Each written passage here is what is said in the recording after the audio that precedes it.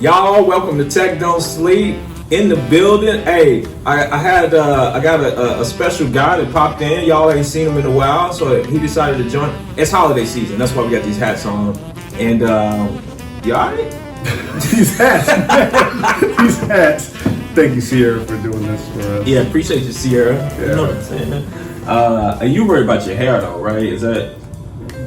Don't worry about it. Let's just keep this thing going. All right, so we got holiday season coming up, y'all. So we want to give y'all some ideas for tech gifts. All right, tech gifts for men. I think that's what we're doing right now. Mm-hmm. And the reason we have identified specifically men is because we know, ladies, that you love to shop. Okay. And men, I don't know. Men love to shop too, though. And women are not really looking for like tech gifts. I don't think they are. It's a good point. Good point. Yeah. And we happen to be men, so we can give you a good perspective on what to look out for. So you want to start us off, man? What you got? Yeah, I can start us off, man. There's a couple of things that I saw that kind of like piqued my interest. One is the Rayban Wayfarer smart glasses. Oh, snap. Yeah. Now, I don't know if my wife... That was on my list, too. Okay, go ahead. So I don't know if my wife would actually buy this, but I think it's a cool gift because what they're doing now is they are making the glasses more interactive as far as having music available, so you can put on the sunglasses and listen to music at the same time. Yep. The price point is actually not bad because Ray-Ban's $329. Okay. Because Ray-Ban's normally around $150. Okay. Yeah, so $329 for interactive sunglasses. They got some Bose brands too. That's what I was looking up for Bose. Okay. The Bose brands are like $250. It's about $100 less. Yeah, so this one will play music and deliver you extra information and all that good stuff. So I think that's a really good gift option for it is, and you can take phone calls on it too. Absolutely. So think about like if you're out and about instead of like picking up the phone or doing the normal earpods or whatever, you can have your sunglasses on. But you know what I thought about for me, and I bought a pair of these. I didn't buy the Ray-Bans, but I bought another brand. But when I go running, like I usually have earbuds in, but if the sun is out, it's a nice day, and I'm running, I put sunglasses on anyway. And then I can listen to my music right there. I feel like Oakley had a brand like that too. Okay. Where they can connect like your ear, like they had like ear pods. Oh yeah. They did. But do you think this is like too much technology though? I don't. I like it. I like it a lot. I think there's a drawback though, because at some point you're gonna take off your sunglasses. Yeah. You know what I mean? So because for example, when I'm running and I wear my sunglasses. Like, okay, at some point, like I take my sunglasses off for a certain reason. Maybe I'm sweating up here or whatever. Or if I'm out and about, once I go in the building, I take my sunglasses off. And then you got to disconnect the Bluetooth if you got to take a call and all that. So, I mean, there's some complexity to it. But I actually like the technology though. I thought about it would be cool like if you're at a theme park, like with your family. Or even like a game or something, you got the glasses on the whole time, so you can take your calls there, you could listen to music, or you could do your thing. Yeah, but I think there's a certain time when you kind of like you need to disconnect from technology. You know what I'm saying? Yeah. So I mean, I think this is a great option for a tech lover, and especially if you love Ray-Ban. The price point is good, $329, Bluetooth, play music, deliver extra information, things like that. So. For those who are looking for a good tech option and want to be stylish at the same time, definitely go with that Ray-Ban. Okay, cool. Yeah, I like it. That's a good one. And I have a pair that only costs $100. But it works just the same. I don't think the quality is as good as the sound. So it's not the same. Yeah, it's not the same. You're right. But a buddy of mine has the Bose brand, and I put them joints on, and you can hear the music so good. And it's just coming right out of the arms of the glasses. So it's like crazy. But the ones I have aren't that good, but it's good enough. I didn't want to spend like $250. I spent like $90. So you got it from Amazon. Definitely. The third party website. Yeah, exactly. Yeah. All right, so here's mine, y'all. I got some virtual reality stuff. All right. And this is actually kind of along the same lines. Now, I met this lady at a networking event, and she actually sells virtual reality equipment for a company that's out of Asia. And it's a really cool product. Like, I tested it out, but we know that Oculus, right, which is, I think Facebook owns that company, and they're blowing up like crazy. But one thing that I recognize, like with virtual reality equipment or glasses or headgear, is that I was trying to think, like, it just looks so uncomfortable, number one. And then, like, why would I actually, like, at what point would I use this if I'm not a gamer or stuff like that? And then she explained to me, like, how she uses it. So first of all, her equipment wasn't big, right? It was like glasses. And then there was a covering over the glasses too. So it was like glasses on top of glasses. That's how it looked.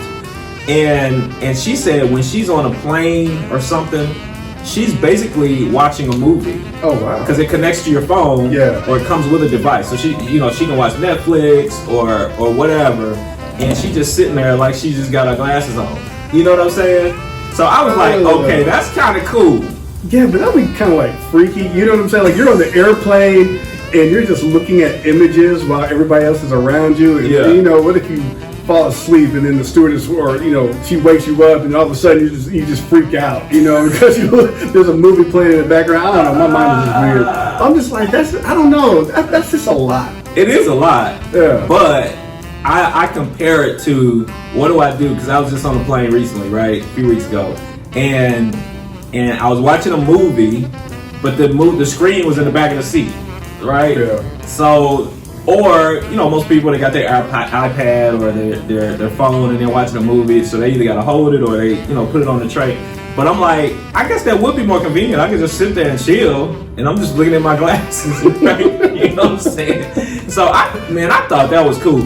The other thing she said people use it for is virtual presentation. So instead of, logging on Zoom and looking at your laptop, you can log on there, and basically anything that you can pull up on your phone and see, a YouTube video or whatever, you can just watch it, in your glasses. So I guess it's kind of the lazy way of, I don't feel like, How much is that, bro? How much is it? So Oculus is $300, which isn't a lot. Yeah. I think her product was actually $1,200. But see, and I think it's because it's more compact, it's small. I mean, it literally is like a pair of glasses, so that was kind of cool though. Cool. What you got up next? What I got up next is it's a cordless vacuum, and the price point. See, one thing. That was. Are you looking at my list, bro? Hey man, I think we googled the same website.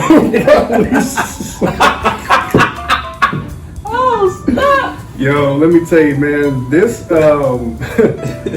this vacuum is cordless and it can empty the stuff in there already for you. Yeah, it's $1,000. It's $1,000. Yeah. I think we got. I love to vacuum. My wife will tell you I love to vacuum. You do? Yeah, I don't like doing any other chores. I don't like washing dishes. I don't like dusting. But there's something about vacuuming, and so I'm always obsessed when there's like a. Do you like cutting the grass? I don't have a grass to cut. HOA. HOA. Okay. So yeah, like when there's a vacuum commercial, I get automatically hyped about it. I'm like, oh snap, we need to get this cordless vacuum. My wife is like, all right. But this one is pretty cool. It's cordless. It can empty the, So you charge it. You charge it. Okay, yeah. Okay. It does everything for you, pretty much. And I think it's like $1,200. Wow. Yeah. So that's on my list. Okay, that's actually pretty cool. I'm kind of weird like that too. I actually like the vacuum too. But you know what I like about vacuuming? It's like you do get your rows and it looks so neat. And you know what I'm saying? That's the thing I like about it. It's like, man, look what I did. That's why I like cutting grass. Do you? This is what I do after I finish vacuuming. I'll leave the vacuum house so my wife can see that I actually vacuum. So I'll do the affirmation, because if I do it and I put the vacuum up, she's not going to notice. You know what I'm saying? So I leave the vacuum out, and then she's like, "Oh, you vacuum?" I'm like, yeah, I did. So that's what I do. Hey, let me tell you what my wife does though. I need to start doing that because I'll vacuum. I tell you a quick story. I vacuum. My wife was out of town. I vacuumed the day before she came back. She came back in town. Guess what she said? Hey, can you vacuum? I was like, you didn't notice that I vacuumed? Bro, they don't notice, man. And then she went and got the vacuum and vacuumed downstairs. I was like, for real? I'm gonna start leaving the vacuum out. I'm like, what are you doing? Yeah. All right, so let me see what I got, because I gotta switch mine up a little bit since you were staring at my options here. So one thing that I think is really important is our health, right? Mm-hmm. And I still think a lot of people have this, but I still think like we really need to. I think everybody needs to have a smartwatch, you know, and for health reasons. Now I have a smartwatch where I can get, and it's not an Apple Watch, by the way. What's that, Android? Fossil? I don't know what this is. I got this off Amazon too. Of course. This joint was like $50, but look, y'all, if y'all can check this joint out, like when people see this watch, they're like, "Yo, man, you paid some money for that." I'm like, "Bruh, I didn't know." So anyway, but on this watch, I can check. Listen to everything I can check related to my health. Oh, I can check my heart rate. Mm-hmm. I can check my blood pressure. Oh my goodness! And then obviously, you know, when I go running and stuff, it'll you know, tally up my time, my minutes per mile, my steps, all of that stuff. I can also do obviously, you know, stopwatch, all that type of stuff. So I think this thing is cool. Even if I got on a bike, I could track my mileage there. An elliptical, swimming. What? If I go swimming, it'll track my distance there. But the main thing I really like, so here's a quick story. I went to get a COVID test last month, right? And I'm assuming you don't have COVID. I do not have COVID. Okay. And but that's a whole nother story. I was forced to go get a COVID test, okay, by a family member, known as my wife. Anyway, so I go get this COVID test, and they do my heart rate. So they put the thing on your finger, right? Mm-hmm. And I said, "Are you checking my heart rate?" She's like, "Yeah." I said, "All right, I'm gonna check it too." She's like, "Oh, you can do that on your watch?" So I started checking my heart rate. It matched up exactly, 59 beats per minute. I'm like, this thing is legit, yo. And then she checked my blood pressure. Guess what? Almost to the T. She checked it. She was like, "Oh, you like 120 over 80 or whatever." I was like, "Yo, 119 over 81." She's like, "Wow, that thing is accurate." It's just right here on my wrist. Anyway, it's a great gift. $50. Google, you know, just search for it on Amazon, or you can get your Apple Watch. And the thing is, a lot of people have smartwatches, but they're not using it for this. So, you know, if you got a smartwatch, use it for health. Absolutely, as well. I agree. Another good option is the Google Nest Audio. Is that one? I was just like, I'm like, we are definitely on the same website. You on the Men's Health website, dude? Hey, they got some good SEO because we Googled something and that joint came up. Hey, this thing is $99. And basically, if you ever had a Google Nest or Google Assistant, you can, you know, prompt Google to tell you to do certain things, whether play music, tell you what the weather is. And this one is just an upgraded version of, you know, like the smaller Google Nest. Yeah. So I use mine at the house. So if I'm, you know, cooking or whatever, I can say, "Hey Google, play my 70s funk, you know, playlist or whatever. Let me know what the weather is." So this is just, you know, just a better version of like. But how is it better than the regular one though? Because more money. I'm saying, like, is there better features or something? Well, yeah, it's bigger. It's bigger. You know, that's pretty much it. Right? Yeah, it takes up more space. Yeah. It's really. Because I got one. Actually, man, YouTube sent me one. Yeah. I don't know why they sent me one. Well, actually, you know what? The sound is better. The sound quality on this one is better. Yeah, so you're gonna get more like a surround sound versus the one that comes in the regular Google Nest. Okay, gotcha. Yeah. Now that thing does come in handy. I use mine definitely for timing. I'm like, you know, set the timer for 20 minutes or whatever. Yeah. I love that. All right, y'all. So that was your third one, right? Yeah. All right. So just stay off my website, bro. All right. So my last one is my third one option. I don't know. We doing 3? Yeah. Okay. Wait, where'd that thing go? Oh, yo, the smart home projector. Dude, I was looking at that one. That was on my list. That was on my list. Go ahead. The smart home projector. Man, I'm looking at this thing. Now this thing is about almost $2,000, $1,600. But obviously you can connect it. It's LG. This brand is an LG home projector. But you can connect it to the Wi-Fi. Obviously hook up your streaming services, Netflix, Hulu.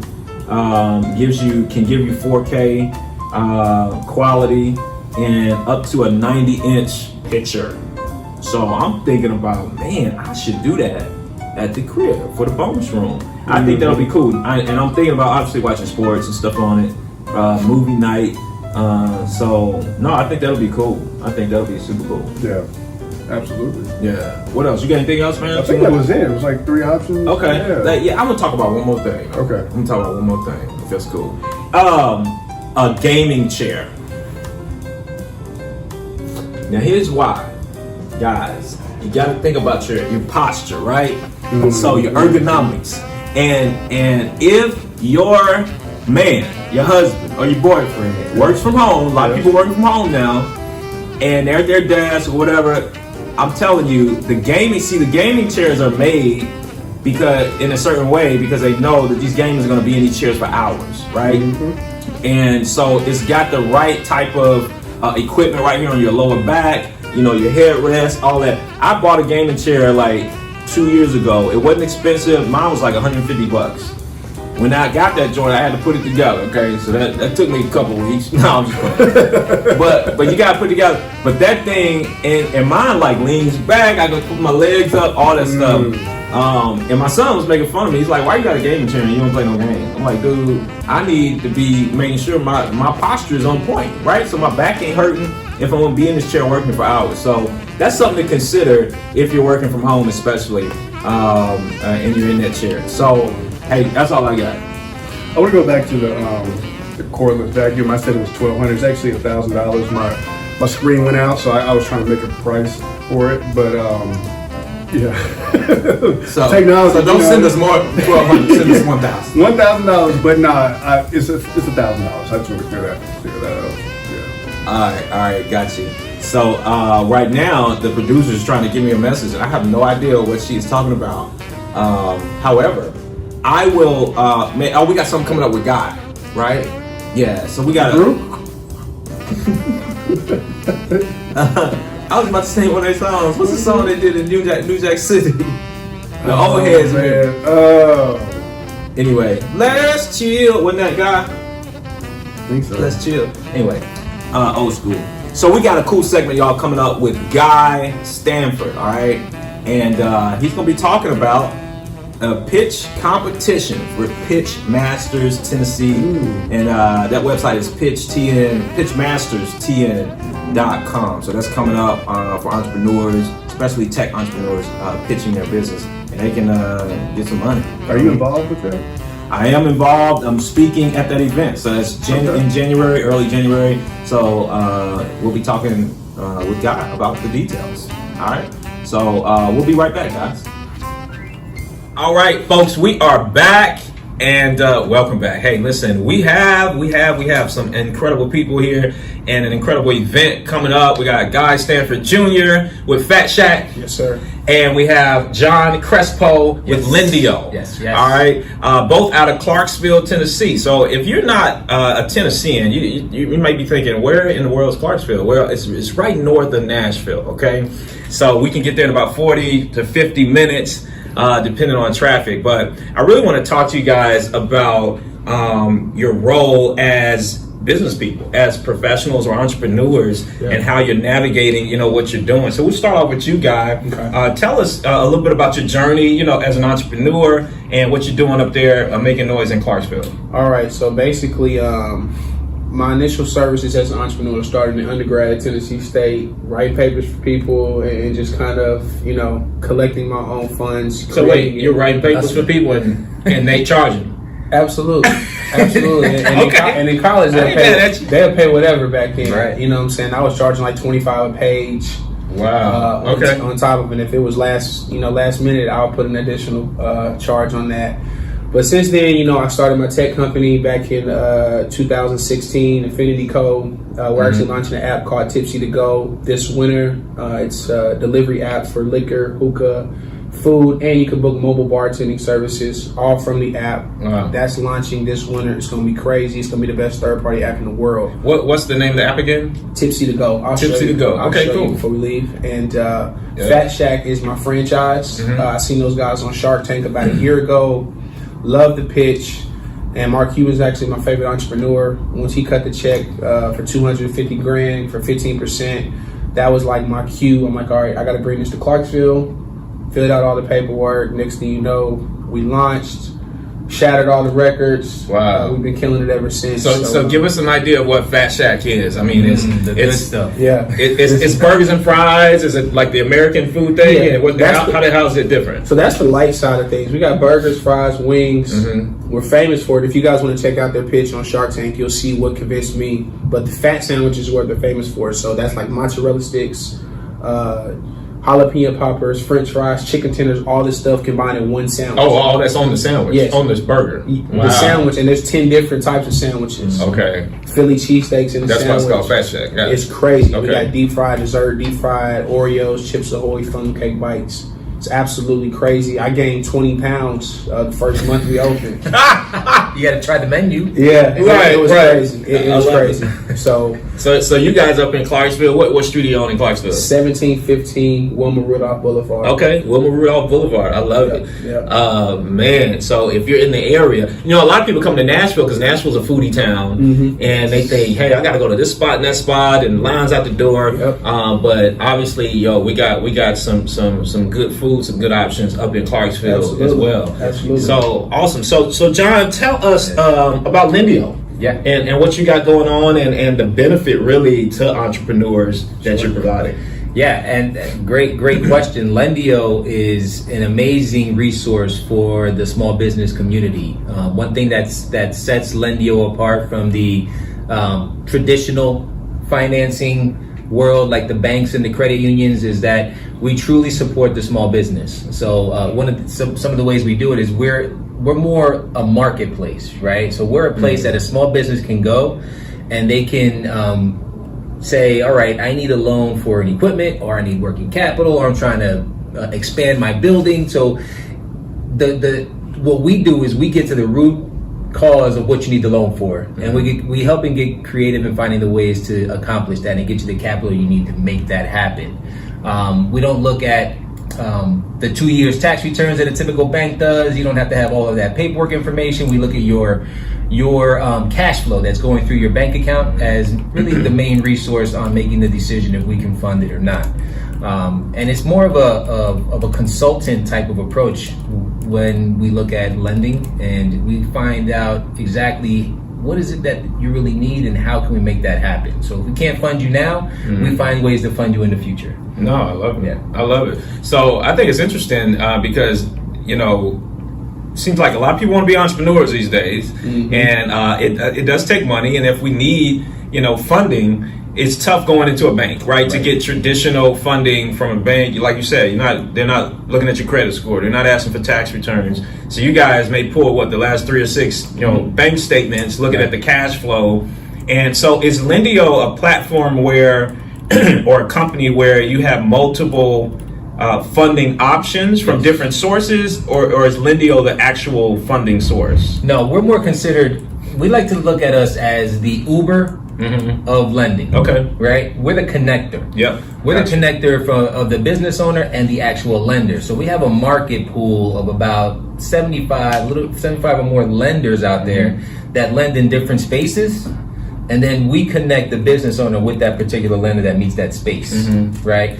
So that's what gives us the ability to be more creative than the traditional bank. But really our goal is to partner with the banks and the credit unions, because traditionally, if you have a business that's been has been in operation for 2 years or more, you can go to a bank, bring your tax returns, and they may fund you, right? If your operation is doing well, you're generating a profit, your credit scenario is looking good, they'll fund you.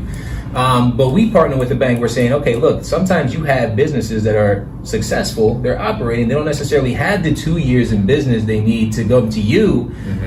But instead of you saying no, give them an option. We want to be that option. Yeah. Right? And we want to help the business when they get to that level of being able to go to the financial institution directly to guiding them back to the financial institution. So it's more of a partnership approach when it comes to lending. We just want to make sure that we capture the whole market. Right, when it comes to small business. So, because there's a gap there, right? Which is why you guys exist. Like, there's a lot of businesses that can't get funding from the bank. Most exactly. Most can. That's a trip, man, because they make you jump through hoops. And I remember early on, like when I started my company, I went to the bank where I was banking. And I straight up asked them, like, listen, what do I need to do? Where does my credit score need to be? What do I need to have for you? And it took me like 6 months to get it there. And then I went to them, they still turned me down. So, and I was like, being a year and a half in business, I was like, what? And then, but it was really a blessing because it made me work harder, right? And go harder and then be conservative with the cash flow that I had. So, no, that's key. What do you feel like in your market, because you're in the Clarksville market, so to speak? So, in that market, like how many entrepreneurs have you been able to help, or is there like a case study or success story that you could tell us? We have many. Believe it or not, Clarksville is a microcosm, right, of a successful community that's growing and that's being pretty much handled properly in its growth. For the most part, we still have our growing pains like every growing city, right? But the minds that are coming into Clarksville are just amazing. We have a lot of business-minded people moving in, and it's generating that buzz in our community. I can attest to that, right? It's just we have that entrepreneurial mindset just coming in. When it comes to success stories, one of the biggest success stories is I'll tell you, it's an electrical company that I helped not that long ago. They're doing a big project down here, as a matter of fact, closer to Nashville in Ashland City for a hotel. And they were getting, these companies, electrical companies, contractors are getting major business right now because of the growth, right? So they needed funding to be able to get some other projects, but they couldn't get it from the bank, right? But they had this project that they really wanted to get able to grow up like an additional $1 million in revenue to the business. Lendio was able to help provide that funding that they needed to get that project going, hire more people, and just grow their business. So that's the kind of success stories I like to be a part of, and I like to see, because it's just happening more and more every day. No, I love it. That's a great one. I like that. I didn't know that one. That's cool. I mean, that's key. I remember it takes me back, like hearing stories of entrepreneurs who, there was an opportunity in front of them and they needed money to take advantage of it, And I remember like growing up hearing a Robert Townsend story. Y'all probably don't know. Y'all know who Robert Townsend is? Yes. Yes. I know you young, man. I was like, you may not know who Robert Townsend is, but I remember he started his business on credit cards. And he kept telling me, I need 25 grand. And he like got a bunch of credit cards and stuff. But somehow, some way, and I remember reading like a book by Robert Kiyosaki, and he was trying to buy this apartment building at one time, and he had to come up with 30 grand. He kept going to the bank after bank after bank, and then finally he figured out how to pull the money together. But it's really key. It's one of those things where I think entrepreneurs learn, are they committed to this journey, right? That's like, I gotta close the gap as it relates to money, and am I up for the challenge? Right. And when I get told no over and over again, well, I keep moving forward and being creative and try to figure it out. So, and I think the biggest issue is like entrepreneurs don't realize the resources that are out there, right? Because believe it or not, there's a lot of resources out there, and there's a lot of support in the community of organizations or agencies that will give you the guidance to help you know what steps to take to get the funding, or what steps you take to properly strategize your business, set it up properly, get the right foundation so that you can really move on to the next spot and scale your business properly. So it's out there, you just gotta go find it. The information is powerful. They say knowledge is power. I like to say applied knowledge is power. I was just telling you about that. That's why I enjoyed that video you posted so much, man. Yeah, that was huge. Hey, man, it's key. But like you said, the info is out there, and I think a lot of people have the info. Even they just don't use it. They don't apply. You know what I mean? Yeah. So that's key. So how can people get in touch with you as it relates to the franchise? I would just say social media is the easiest way. Okay. That's the most accessible way. I mean, my email is guy.stanford@fatshack.com. Who wants to do that? You know what I'm saying? You can just type in Guy Standford on Instagram or Facebook. Okay. Shoot a DM. I know that's probably not the traditional way, but in that's perfect, man. That's what people want to do. Yeah, simple. Just type it in real quick. And what about Lendio? Yeah, same concept. I'm very heavy on social media, so you can find me at my Lendio is part of my consulting company, and my consulting company is CFD Services Inc. Okay. So my handle is at CFD Services Inc. on Instagram, or on Facebook is CFD Services Inc. You just shoot me a message, shoot me a DM. Yeah. I'd be more than happy to help out in any way. So guys, if you need funding for your business, if you're trying to close that gap, or you just need information for the future, right? You want to start this relationship now, reach out to them. When you need some good food in Middle Tennessee, come through, right? Fun fact about Fat Shack is that this sandwich, the Fat Shack sandwich, started in the town that I'm from in New Jersey. Oh, yeah. So it feels like God brought Guy and I together on food. Right. Yeah. Yeah. A lot of people So Fat say Shack that. started in New Jersey. It started in New Jersey, Okay. and we've had so many customers from New Jersey, Philly, and New York, and all these companies, they say like, this is the type of food that we're used to, Yes. and we haven't had to, the opportunity to have this type of food since we were in those areas. So the Philly cheesesteaks, Man, that's crazy. I gotta check it out. It's some good stuff. it's great, man. I mean, it's definitely a good cheat meal. I know you run a lot. I mean, so you can burn it right off. So Burn it right it'll be off, straight. right? Yeah. That's the cheat meal. You know what I'm saying? Absolutely. All right, so let's jump into the event that we have coming up January 29th in Clarksville, Tennessee, and it's called Pitch Masters, right? Yeah. So you can find out about this event, guys, at pitchmasterstn.com. Yes, sir. But tell us about the event, why you started it, right? Why you guys came together and said, hey, we need to have this Pitch Masters event, and then what the purpose of it is. Well, the first purpose for me is always to inspire the community. We want to bring something that everybody can come to. Sometimes it's kind of limited to who can attend a certain type of event. You know what I'm saying? But comparing the concept to Shark Tank, everybody can watch Shark Tank. They've been voted like the most viewed show that families can watch together. It's not just adults, it's not just kids, it's not just business entrepreneurs, it's literally everybody. So we wanted to bring an event that everybody can attend. We have high schoolers coming, college students, business professionals.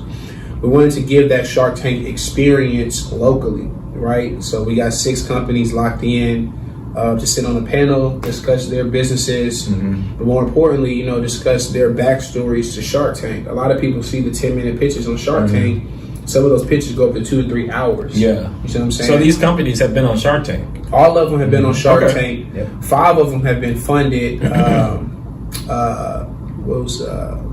Lendio Swag Essentials was the only one that hasn't got funded, but her business skyrocketed once it aired. You see what I'm saying? So that's just another example that we want to show with the pitch competition. You may not get funded, you may not win, but the platform is going to take you to a whole nother level. Yep. So we'll have 5 companies pitch.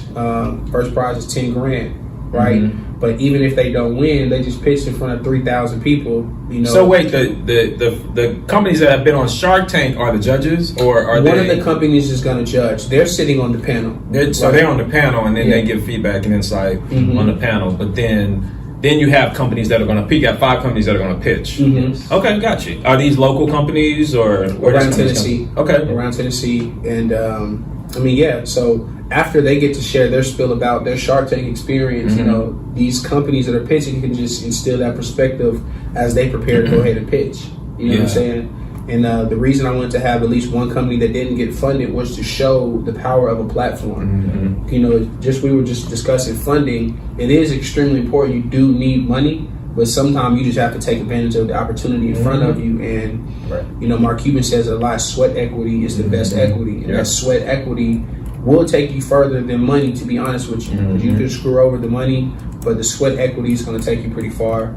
So we wanted to just use this event to inspire people just to take that next leap, even if it's not, a company. It could just be that job opportunity, give you that confidence and give you that inspiration to go ahead and take that next step. And just really put on a show. A pitch competition, I'm sure that's a show, right? That's almost more fun than a concert. You get these people that have been practicing this performance for months, for weeks, and then boom, that first 30 seconds, you get to see what their business is. You should be able to see what their business is within 30 seconds. And when I met you, I wasn't as polished yet. We usually try to do pitch competitions in presentation mode. You see what I'm saying? You gotta pitch it. So we want to show people this is what a pitch looks like. You know, can you sell me your business in 30 seconds? And then can you answer those difficult questions to show that you not only know your business, but you know your industry and you know your competition. Yeah. So I love it. So y'all came together to start this idea, right? Yeah. So why did y'all start it? Was there a gap there, or? Well, there's definitely a gap, right? And our community is growing by leaps and bounds, and the entrepreneurial community in our city is growing by leaps and bounds. And Lendio does a crowd pitch type of event. So if you look at other territories across the nation that have Lendio franchisees, they do crowd pitch events. But when Guy and I got together and we're talking about it, we were like, we can make this something way bigger, right? Now, what's a crowd pitch? A crowd pitch is where you go and you pitch your business, right? And it's really, you don't get a monetary reward out of it. You just get some consultation. You get an opportunity to get just resources to help your business. So it's a lead generator for Lendio. I got you. Yeah, definitely. And we wanted to make it more a bigger benefit to our community, right? How can we really support these small businesses and really get that real Shark Tank kind of feel attached to it? So obviously you got to make it bigger, right? The first step is make it bigger. The second step is provide a monetary reward, right, for the entrepreneur that's pitching it, and the third step is get some heavy hitters there to help in the process as well. Like yourself. Yep, exactly. Yeah. So we got some great people. The micro heavy hitters. But we got some great people coming on board, like yourself, like the mayor of Clarksville, like the Shark Tank companies that are growing out there. Some other great speakers that are going to be there. Marquise Moore is going to be there from BMF and other shows that you've probably seen. So we got a great group of people that are going to go out there and just really support this and support the community and get it out there. And we want to open up to the whole state. You just got to go to the website, pitchmasterstn.com, and apply if you want to pitch your business. There's a process that we're going to go through to make sure we pick the right business, but you don't have to be from Clarksville to apply. You just go to that website, apply for your business. It's $150. Even if we don't pick you, you still get access to the event, plus additional 2 more tickets, right? Total of 3 tickets will get you in still. So you still get the benefit of networking, meeting people, getting some resources for your business, and really taking that information and hopefully running with it, right? Yeah. How many people do you want to be able to pitch? How many people are you looking for? 5. 5. Okay. 5 businesses. Is there a deadline to apply to be able to pitch? Yeah, right now the deadline is December 31st. Okay. We may, depending on the volume of applications that come in, depending how crazy it gets, we may move the deadline a little bit farther. But if we need time to go through the applications, vet the business, make sure they really put their sweat equity in there to help their business grow and put some thought behind it, because we want this to be something that's really respected, right, and something that we can take and grow on. Yeah, I love it. Do you guys have any sponsors, or is anybody? Well, I guess it's Lendio and Fat Shack, Yeah, I mean, we're essentially the face. We've sold sponsorship packages, obviously, to some local businesses as well. Okay. Pretty beneficial. They get, obviously, they get to get their businesses shouted out. Their flyers. They'll get a booth. And then, their companies can come on behalf of that. So we sold a few of those. Looking for more. So if you're a business watching this and you want to sponsor the event, feel free to go to the website and apply to be a sponsor as well. Those positions are moving quickly, though. They are. Pitchmasterstn.com. I think it's super beneficial, like, for entrepreneurs to pitch over and over again, because in reality, that's what you should be doing every day. When you talk to customers, when you talk to potential investors or your partners or vendors, you're telling your story over and over again. And I got some friends. They started this business called Mixtros. And you guys know them? Y'all heard of Mixtros? I haven't heard of them. It's a networking app. But they were the 36th and the 37th black women in the United States to raise over $1 million for their company. And this was just like 3 years ago. I love it. They've raised almost $3 million now. On what platform? Well, they built the platform. I mean, like, where did they? Oh, where did they raise the money? Yeah. So here's the thing: they raised the money doing pitch competitions primarily. There Oh you go. wow. So they started out doing a ton of Yeah. pitch competitions, Right. and I used to think, man, y'all are spending a lot of time. Shouldn't you be building your business? But what they were doing strategically, and they explained it to me. They said it was always practice for them to practice their pitching and engage potential investors and stuff, because then when they go talk to customers, they got it down. Yep. Yes. You know what I'm saying? easy. And then their sales system is like a client acquisition machine now. And then they continue to raise money and build a great team. But they raised some serious money doing pitch competitions. Yeah. And I think it's pretty cool. So I say that to say, if you're an entrepreneur out there, I even say, whether you think you need to raise money or not, get in a pitch competition. The other thing I think it does for you, it not only helps you develop your pitch and your conversation, but it also helps you, the greatest fear in the world is public speaking, Yeah. right? Number 2 is death. So people are afraid to speak in public more than they are of dying, Yeah. right? And so it helps you grow as a person, right? As an entrepreneur, Most definitely. so that you can get out of your shell maybe. And some people are better than that than others, but even me, I grew up doing theater and all this stuff, but anytime I'm about to speak, I still get nervous, right? But I've done it so much, I can jump right into it. But as an entrepreneur, I think everybody needs to develop, become a masterful communicator, if that makes sense. You're talking for a living for the most part. Yeah. Most of it is talking and closing deals. Yeah, Yeah. yeah, you're always selling, sure. whether you're selling your team, your investors, your customers, or whatever. So that's really key. So guys, I appreciate y'all coming down to Nashville from Yes. Clarksville. And again, guys, pitchmasterstn.com. That's where you can get tickets. The date of the event is January 29th. What day is that? It's on a Saturday. That's a Saturday. And then where's the event located? Austin Peay, the Dunn Center. Oh, We got the Dunn Center. Yes. It just never happened in Clarksville. We're looking to fill that center up. How many does it? 7,200. Wow, 7,200 people. Wow. We could stuff people in the closets, in the bathrooms. Yeah, closets, we'll just fill it out. bathrooms, conference rooms. We want the most people to ever go to the Dunn Center to be at this event. So people can buy tickets now, right? Yes. They can. Yep. Okay, got you. Yep. All right, so y'all jump on that site and make sure you get it in.